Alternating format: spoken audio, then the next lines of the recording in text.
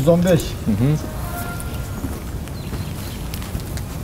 Mına bugün üydün adresi dağı göçöde 1. nomerde birinci olup registrasyon ettim.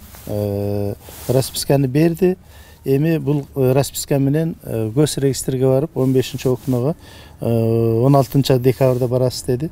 Al жерден технический pasport bereriz dedi. Biz bu yerde 2007 yıl alganбыз. 2008 yılı ушул кичинекей үйдү салганбыз. Ошондон бери документ жок, жөн эле суусу свети жок, бир 5-6 жыл жашадык. Андан кийин ушул жердеги коңшулар менен чогулушуп свет тарттык өзүбүз, суу киргиздик.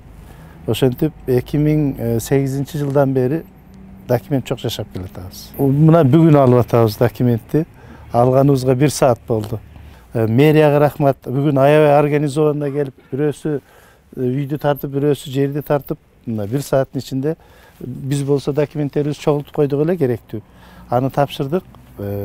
Уже регистрация кылып коюшту. Буга чоң рахмат. Мындай элдин үмүтү акталып атат да. Мындай күндү көптөн бери күтүп келаттык эле, мына 14 жылдан бери күтүп келаттык эле.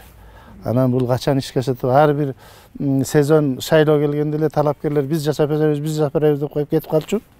Анан эчтеке жок эле отура берчүбүз. Же мектепке барбайбыз, же медпункттарга бара албайбыз. Прописка жок, балдарды киргизиш кыйын.